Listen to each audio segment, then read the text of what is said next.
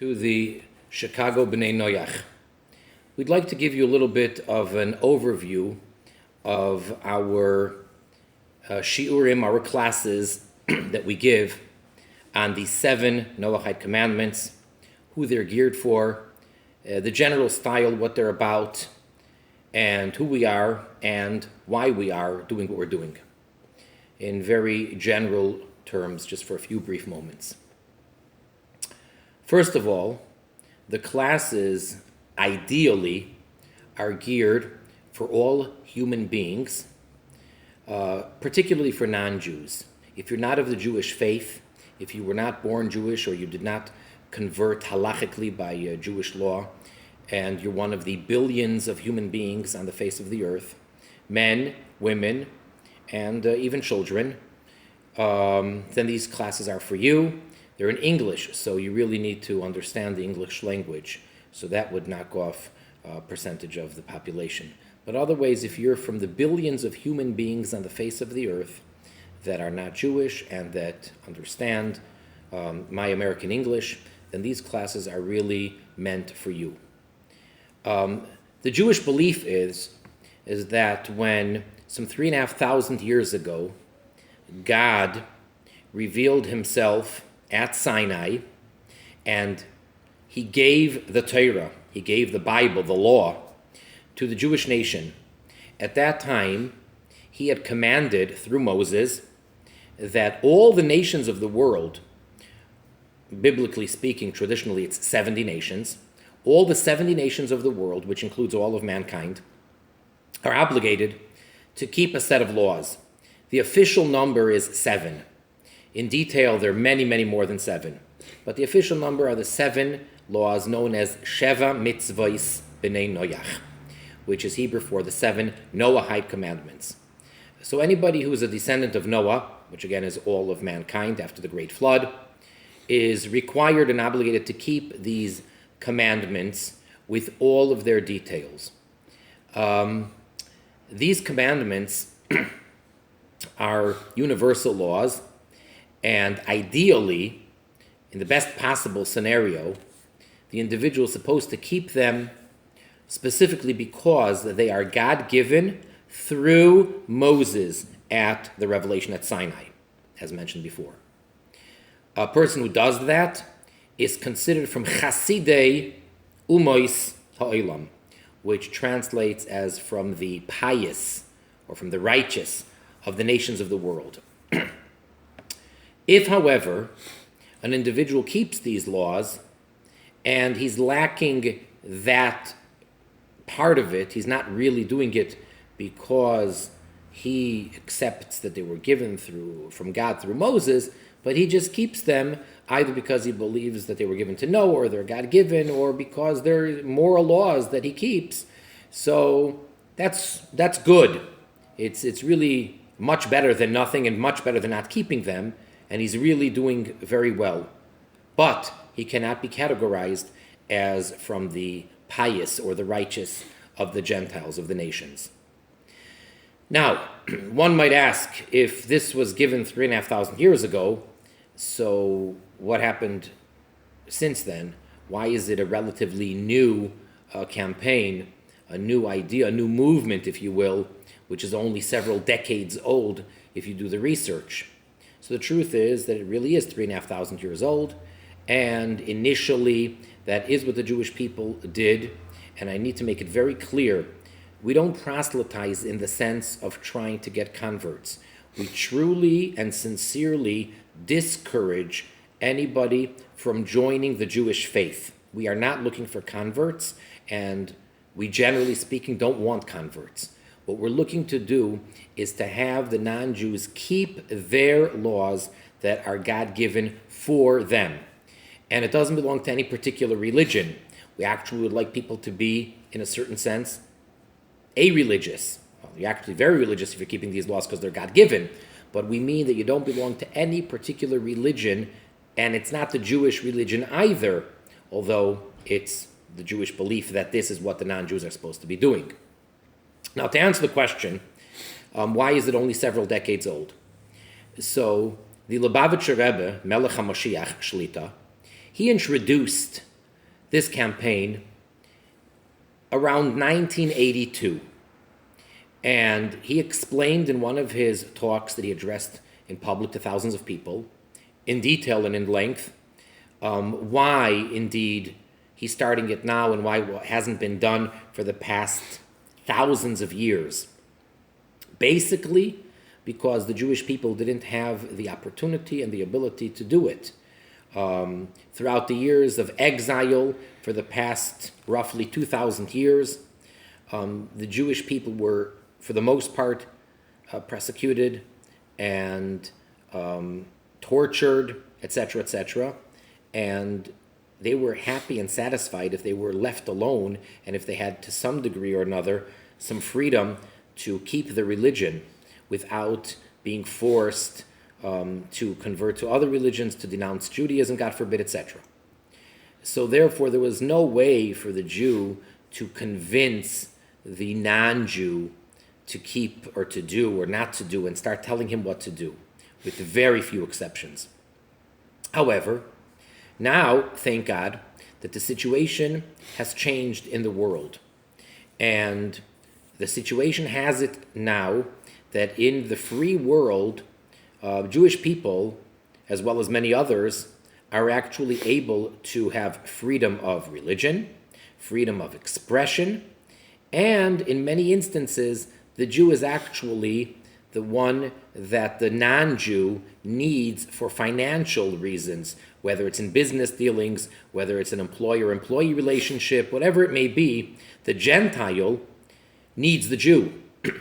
So says the Rebbe Melech HaMashiach, that we now need to take advantage of that opportunity and explain to them in a pleasant manner, in a peaceful manner, the responsibility that they have of keeping these 7 laws, and bring this knowledge, this information, and this awareness to the world.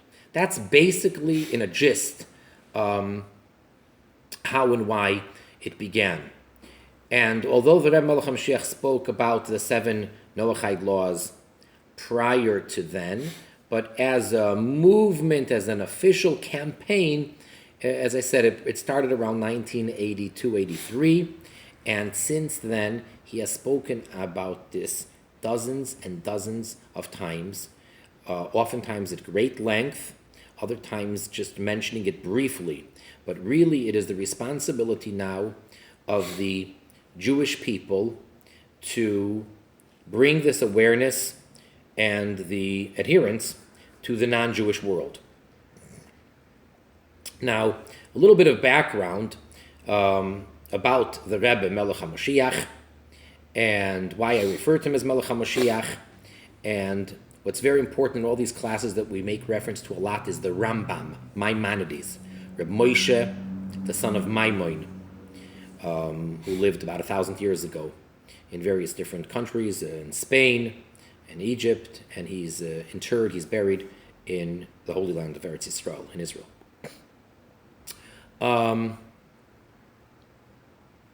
Maimonides codified all of Torah law, all of Jewish law. He's the only one who did this. He took all of the 613 commandments, all the Jewish precepts, plus the 7 rabbinic commandments, and he put together an amazing magni opus of all the laws. So if someone wants to study Jewish law literally from A to Z, the only place where you can find it condensed as Jewish law and with every single mitzvah, every commandment there, would be in Maimonides. And the name that he gave his work is Mishneh Torah. Otherwise it's called Yad HaChazaka, or commonly just called the Rambam. And in English that would be Maimonides. And he's very, very organized and very orderly. The last laws out of all 83 laws are the laws of kings, Hilchos Melachim, speaking about the Jewish monarch and how that works and the related issues that go along with that, wars, how and when a Jewish king is allowed to take the Jewish people out to war, whether it is to conquer more land, or whether it's for protection, all the laws there.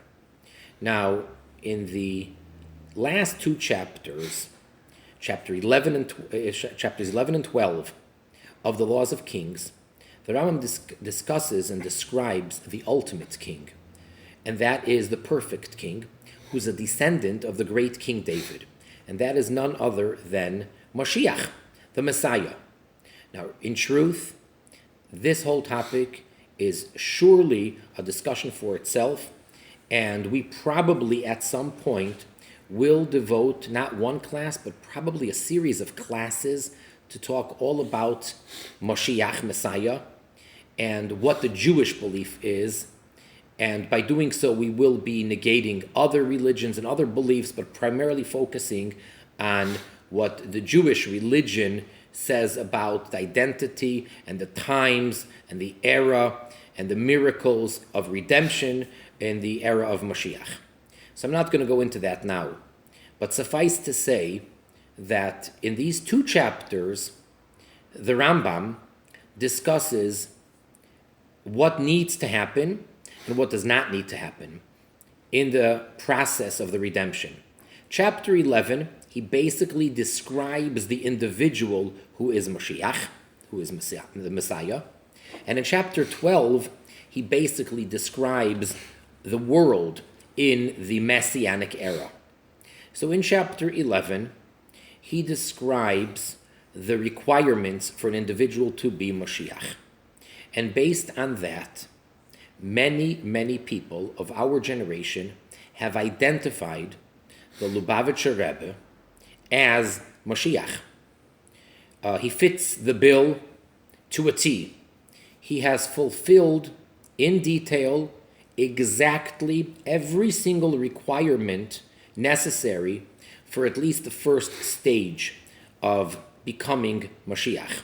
There's the later stage, which basically is two things: the ingathering of all the Jews to the land of Israel, and the rebuilding of the temple, of the third and final eternal temple in Jerusalem.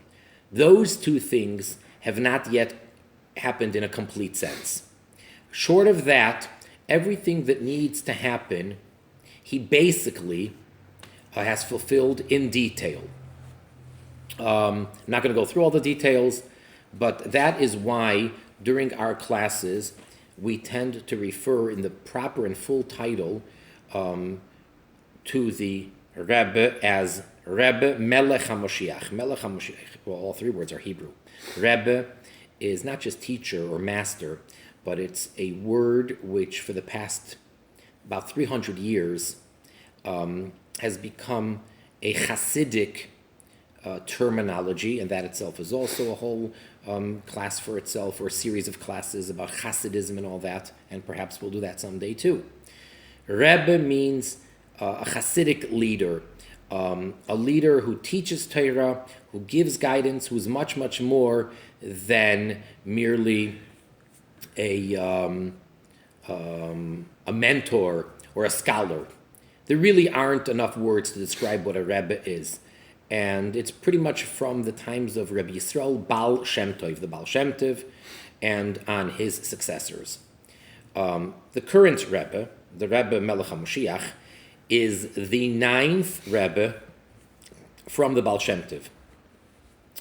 And Rebbe, Melech means king, Mashiach means anointed one, which means Messiah in this case. So that is his full title. That's actually the abridged version of the full title. The full title, just for the record, I'm not going to bother translating every word, would be, in Hebrew, I'll just say it once so you can hear it. Kvoid Kedushas Adoinenu Moireinu Virabeinu Melech HaMoshiach Shlita. That's the full title. Or the abridged version, Rebbe Melech HaMoshiach. Now, he assumed leadership in 1951. He lives in Brooklyn, New York, 770. That's the famous number. That's the address of the building. That's every Lubavitcher's favorite number, 770. 770, because that's the address of the synagogue, of his study hall, of his home, 770 Eastern Parkway. And since the beginning of his leadership, he has been, quote unquote, conquering the world, sending out emissaries, agents, representatives to establish Jewish communities throughout the entire world. He has saved countless Jews from assimilation and brought them back to the fold. And since, as mentioned, around 1982 or so, has placed a very strong emphasis on the non-Jewish world as well. And his emissaries that were sent either beforehand or during that period or later now also have to take an active role in dealing with and educating and teaching the non-Jewish world their 7 mitzvahs. So thus, here we are trying to promote the 7 mitzvahs and trying to study about them. And some of the classes are pretty much in depth, and obviously different people appreciate different styles, and you can't really make one size that fits all. So pretty much our class is detail-oriented, and it's generally going into in-depth. There's a lot of issues that need to be discussed and clarified and understood, and by no means, let me make a very, very clear, outright disclaimer. By no means do I feel that I am an absolute authority on the 7 mitzvahs. Not at all. We're studying together, we're looking into the sources, and there are lots of questions, and there are various different opinions. That's the best that we can do at this point. There are certain books out there. There's a whole series of books, what you should study. I'm just going to mention 2, but there are many, and many of them would be unofficially endorsed by us. And as time goes on, we'll mention other books. You can see our classes that we study. We bring in other books. So I do not mean to be exclusive. I'm just going to mention 2 of the very worthwhile books to study. And these 2 primarily are to know the details of the do's and don'ts. Not so much the philosophy or the spiritual end of it, or to get inspired, but basically to use it sort of a code of law. One of them is probably the first book to come out during this new era that we're in now of the 7 mitzvahs, of the campaign of making the world informed and knowledgeable in keeping these mitzvahs, these commandments. And that would be The Path of the Righteous Gentile, which was put together by Chaim Chlorfin, and it came out, I believe, in 1983. That is an excellent book. It may even be out of print, but if you can get hold of that, for starters, it's excellent. As a first book to read, it's really a good start. It's not that detailed, relatively speaking, but again, it was the first thing done when this whole movement and awareness started. And then the second book that I would like to suggest, it's called The Divine Code. And that is written, the Hebrew is written by Rabbi Moshe Weiner, and it's a translation into English. And it's put out by Ask Noah, by that organization, which are centered in Pittsburgh. Those books are informative. The Divine Code is much more detailed and has many footnotes, and I would strongly suggest that a person reads those. There are many others, as I said, and we can provide you with a whole list of things of studying. So I mentioned that Maimonides, the Rambam, puts the last 2 chapters as Messiah, the laws of Melech HaMoshiach. Right before that, the couple of chapters preceding that, chapters 9 and 10, and the part of 8, speaks about the 7 Noahide commandments. So we see that in the order, the way that the Rambam puts it, so to say, the last thing as far as world order is concerned, right before we get to the era of Mashiach, after we've gone through basically all 613 commandments for the Jewish people, comes dealing with the 7 Noahide commandments for the world. And thus we see that the Rebbe Melech HaMashiach started a mitzvah campaign. 50 years ago, he started the campaign of tefillin, phylacteries, for every Jewish man and boy from age 13 to put on tefillin daily. And then the second and the third and the fourth and the fifth. And then ultimately 10 mitzvah points, campaigns. And after he made this 10-point campaign of mitzvahs, of commandments, of outreach to get to the Jews, then he starts dealing with the non-Jewish world. So it really fits in perfectly with the order of Maimonides and the things that Mashiach is supposed to do. Because amongst the things that it says that Mashiach is supposed to do is, besides being very great and learned and scholarly in his knowledge of Torah, of the Jewish law, and besides being so careful and scrupulous in his performance of the commandments, he is supposed to compel the entire Jewish people to do that, to keep the Torah and its commandments, and he is supposed to rectify and fix, if you will, the entire world to serve God in unison, as one unit serving the one and only God. And that is clearly what the Rebbe Melech HaMashiach is doing. So, with Hashem's help, we have this organization over here, and we have our ongoing classes, and it's, for the most part, a monologue. It's just a direct class, so there isn't so much interruption. But from time to time, people in the crowd do ask questions, and you are welcome to submit your comments and your questions. That's pretty much a brief overview of what we're doing. We're located in Chicago, and we're working out of the Mashiach Center, which is in the West Rogers Park neighborhood in the north side of Chicago. Our address of where the classes are actually taking place and being filmed currently is 6738 North California Avenue. And I'd like to wish everybody an abundance of success, materially as well as spiritually, and God bless everyone, and we should all be able to fulfill God's will and make this world a proper dwelling place for God as we now are entering into this great Messianic era. Thank you.